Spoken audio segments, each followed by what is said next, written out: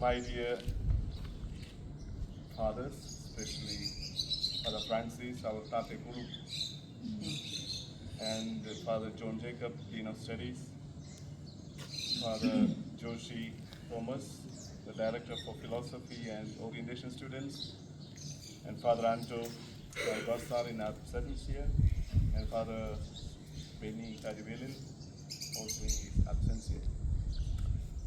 All the dear staff members, dear Sebastian Mushonga, Sanele Lukozi, Sipagamisu Madonda, Frederica Tombela, and dear Seminarians, good evening.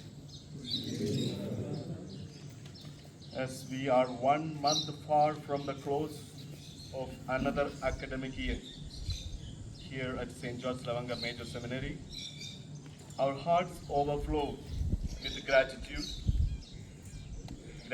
for the gift of life, for God's faithfulness, and for the grace that has carried us through days of study, prayer, community life, and service. Even the nature during the prayer with a lot of sunlight and also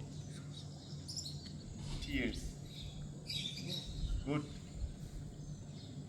evening and a slightly move out from the heart, because some of us are moving. Joyful because we thank God. I wholeheartedly thank each one of you, especially all formators and staff, for your dedication and passion for the formation of our future priests. Today, our hearts are filled with both joy and a touch of emotion as we gather to bid farewell to our 4 brothers who are completing their time among us. This is not merely a goodbye, it is a sending forth. We are not losing them, we are sending them on mission. Our celebration is made even more meaningful as it unfolds in the light of the Jubilee year 2025 with the theme, Pilgrims of Hope, within the living rhythm of Church's synodal journey, which invites us to walk together, listening to the Spirit and to one another. Dear friends, formation at St. George Lwanga's Major Seminary has always been more than lectures and examinations. It has been a pilgrimage, a journey of the heart.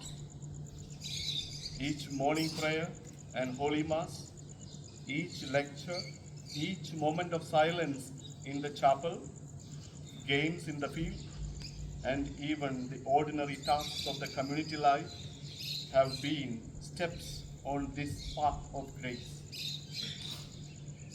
Our final year brothers came to St. George Lwanga Major Seminary in 2019, although Mushonga 2 more years ago, with open hearts and generous spirits. Through years of formation in prayer, study, community life, and the pastoral service, they have grown in wisdom, grace, and maturity. We have seen them struggle, laugh, pray, and persevere. In their batch, there were 8, now 4. Their journey among us has become part of the living story of this seminary. You have learned through both joys and trials to trust in God's providence and to hope in His promises. As you go forth, remember that you are pilgrims of hope, bearers of Christ's light to a world often darkened by discouragement and doubt. Carry that hope into every parish, every family, and every encounter with every human. Let your lives proclaim that God is still at work in his people. As we send you forth, we all know that formation never truly ends. The seminary has been their Nazareth, a place of hidden growth, quiet preparation, and deep encounter with the Lord. Now, you step into new stages of your priestly journey, carrying with you the values we have lived together: fraternity, simplicity, prayer, and service. The church today calls us to live synodality, to walk together as brothers and sisters, listening, discerning, and serving in communion. Our seminary community has been a school of this very spirit. We have prayed together, worked together, sometimes disagreed, and yet continue to journey as one family in Christ. Carry this experience with you. Be men who listen before you lead, who serve before you speak. In your pastoral missions, walk with the people, not above them, not apart from them, but among them, as companions on the way. This is the priestly heart the world needs today. Humble, attentive, and full of mercy. Human, intellectual, spiritual, and pastoral formations must have configured you to Christ. As we read St. Paul's letter to Galatians chapter 2 verses 20, it is no longer you who live, but Christ must live in you. And you must live and witness Christ in you. Now let me come to our my dear seminarians. I would like to start from the youngest, Chakumbela Cedric. When I think of him, two words come to my mind. They are intelligent and compassionate. Intelligent in mind, compassionate in heart. He sees Christ in the face of the poor. He is very good at studies, and that wisdom has molded him to look at the poor and help the poor, even without permission. That is the generosity flowing from the heart. God's ever presence pouring out to the poor and the needy. He embodies what priestly formation seeks to nurture: a sharp mind that seeks truth, and a tender heart that beats for the poor. His intelligence is a gift to understand, and his love is a grace to serve. Sipagamitu, a confident and a courageous person. I still remember some of the homilies as he was in the first year, second year theology. He used to give much more than the formators, very strong, and disciplining the seminarians. The courage and the confidence, the trust that he has in God made him so courageous. He knows the truth, loves it deeply, and lives it boldly, guided by reason, strengthened by faith, and moved by charity. Keep going, Sipagamizu. Sanele, who used to be our president 2 years ago, a great organizer, formed to harmonize, a great musician for God's mission.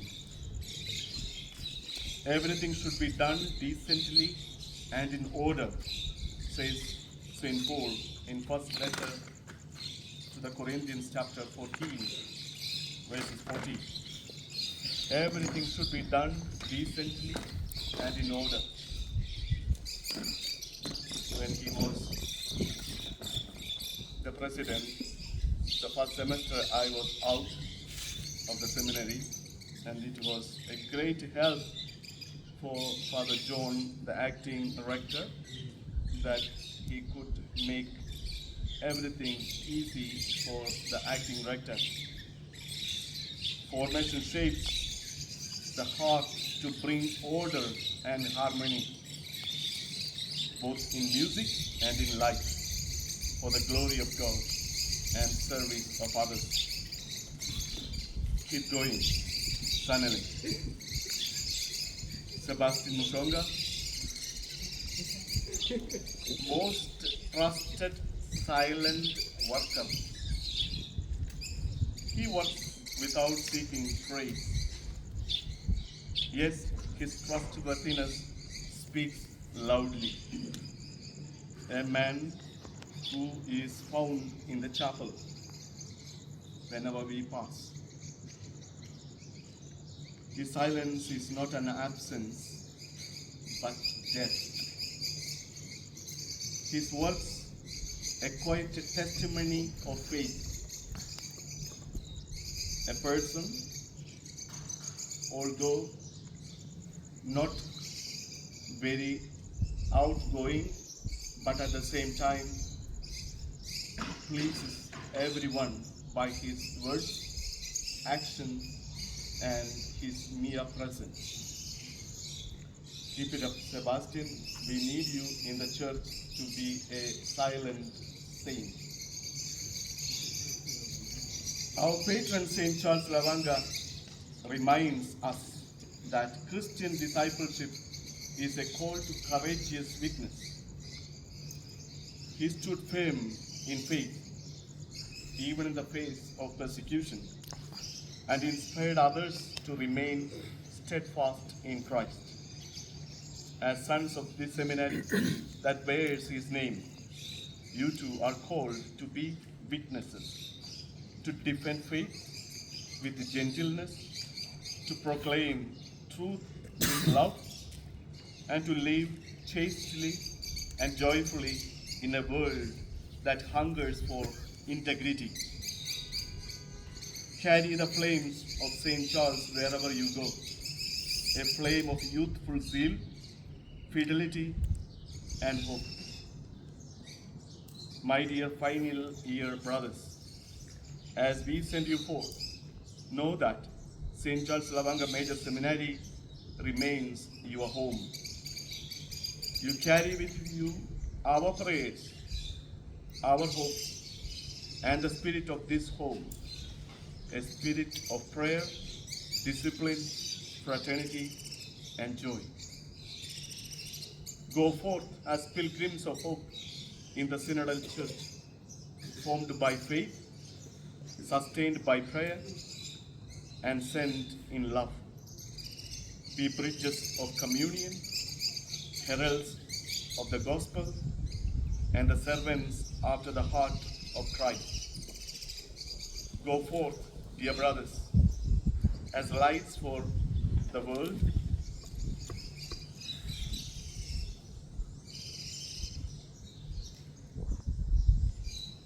and I must also remind you of your duty. In the book of Ezekiel, chapter 33, verses 7 to 9, we read, God has appointed the prophet Ezekiel as a watchman for Israel, and that He must deliver the warnings from God. The passage explains that if Ezekiel fails to warn the wicked that they will surely die, and they do die, God will hold him accountable for their blood.